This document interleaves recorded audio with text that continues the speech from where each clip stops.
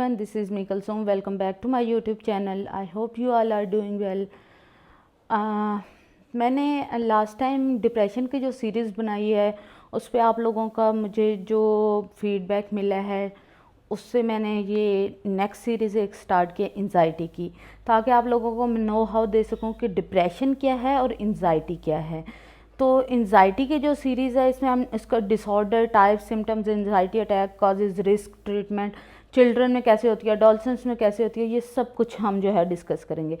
उससे पहले हमें ये पता होना चाहिए कि एंजाइटी है क्या। एंजाइटी जो है आपका बॉडी नेचुरल रिस्पॉन्स करती है स्ट्रेस के अकॉर्डिंग।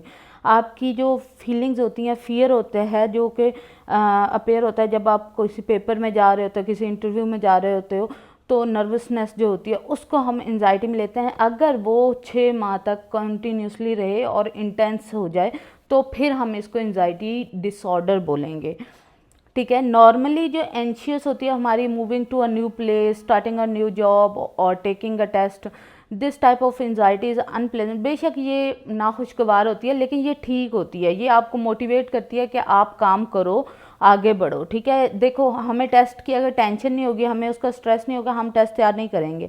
हम तैयार करते हैं, अच्छे मार्क्स आते हैं। लेकिन अगर ये बहुत ज़्यादा इंटेंस हो जाए और आपके जो रोज़मर्रा रूटीन के काम है उनमें इंटरफेयर करे, रूटीन को डिस्टर्ब करे, फिर ये एंजाइटी डिसऑर्डर होगा, ठीक है।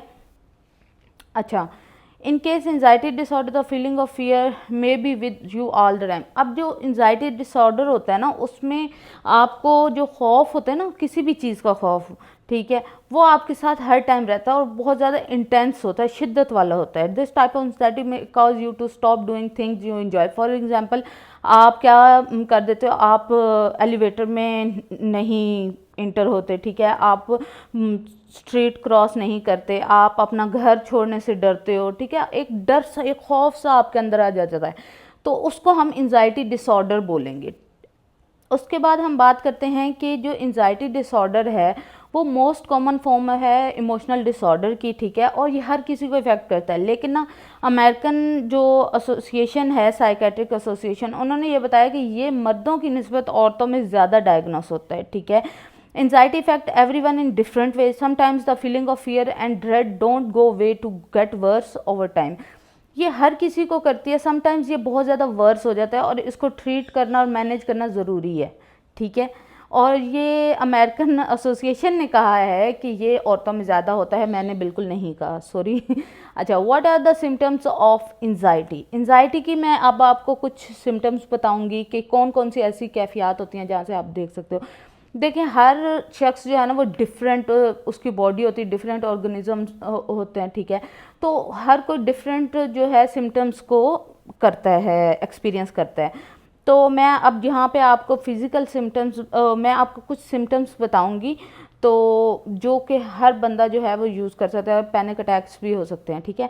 अब सिम्टम्स कौन सी होती हैं? एंशियस थॉट्स और belief that are difficult to control, ठीक है, रेस्टलेसनेस होगी, आप बेचैनी होगी, ठीक है, ट्रबल कंसंट्रेटिंग होगी, आप कंसंट्रेट नहीं कर पाओगे, डिफ़िकल्टी फॉलिंग स्लीप होगी, आपको नींद नहीं आएगी, बहुत ज़्यादा जल्दी थकावट हो जाएगी, इरिटेबिलिटी, एक चिड़चिड़ापन रहेगा, अनएक्सप्लेन्ड इचेज़ एंड पेन, आपको ऐसी ऐसी जगह पे मतलब इचेज़ और पेन होंगी जिसको आप एक्सप्लेन भी नहीं कर सकते, ठीक है। आपकी जो सिम्टम्स हैं वो कोई और नहीं फील कर सकता, और ऐसा नहीं है कि ये सारी सिम्टम्स हर पर्सन को फील हों, इनमें से कोई एक भी हो सकती है, 2 भी हो सकती है, 3 भी हो सकती है।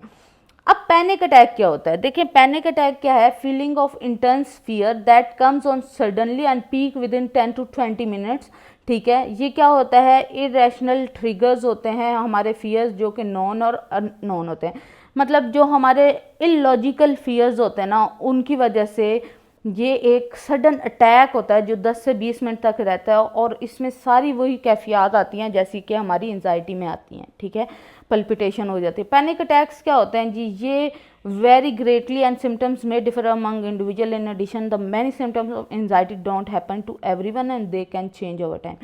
पैनिक अटैक्स भी ऐसे ही हैं, किसी को बहुत ज़्यादा एक्सप्रेसिव होंगे और किसी को पता ही नहीं चलता, हम कहते हैं बेहोश हो गया, पता नहीं कैसे हुआ, वो सडन बेहोश क्यों हुआ है, वो पैनिक अटैक है, ठीक है। उसके बाद हम बात करते हैं common symptoms of a panic attack कौन कौन से होते हैं। चेस्ट पेन होगा, फीलिंग ऑफ चोकिंग होगी, फीलिंग ऑफ लूजिंग कंट्रोल होगा, feeling of impending down, sweating, chills and hot flashes, shaking, numbness आएगी, टिंगलिंग आएगी, ठीक है, फीट और फेस में, नोजिया होगा, अपसेट स्टमक और शॉर्टनेस ऑफ ब्रीथ, आप कहोगे मेरा सांस बंद हो रहा है, पल्पिटेशन जो है वो आपकी अप एंड डाउन होने लग जाएगी, ठीक है, आपको डर लगेगा, खौफ आएगा, फियर ऑफ डाइंग कि मैं मरने वाला हूँ। आप जब ऐसी तरह की जब रिपीटेडली आप पैनिक अटैक्स को करते हो एक्सपीरियंस, तो फिर आप जो है एंजाइटी डिसऑर्डर में चले जाते हो। व्हाट कॉज एंजाइटी, अब ये देखते हैं कि एंजाइटी क्या कौन चीज़ें हैं जो कॉज करती हैं। तो जो anxiety other medical issues such as depression और डायबिटीज़ की वजह से हो सकती है, ठीक है, स्ट्रेस की वजह से हो सकती है, first degree relative generalise anxiety, जो अगर आपके फर्स्ट डिग्री रिलेटिव में कोई जीएडी का पेशेंट है तो आपको भी हो सकती है। इन्वायरमेंटल कंसर्न होते हैं जैसे कि चाइल्ड अब्यूज़ हो गया या सब्सटेंस यूज, जिस ड्रग एडिक्ट जो होंगे उनको एंजाइटी हो सकती है। सिचुएशन हो सकती है जैसे सर्जरी वगैरह आप करवाने जा रहे हो या ऑक्यूपेशनल हैजर्ड्स हैं कुछ आपके, या जैसे जॉब वगैरह पे जा रहे हो तो तब भी आपको एंजाइटी हो सकती है, ठीक है। In addition research believes that it stems from the area of the brain responsible for controlling fear and the storing and retrieval of emotional and fear related memories. ये हमें सबको पता है कि जो भी इमोशंस आते हैं वो ब्रेन से आते हैं, तो ऑफकोर्स जो ब्रेन में हमारा एरिया है जो इमोशन को कंट्रोल कर रहा है वो इसका रिस्पॉन्सिबल होता है।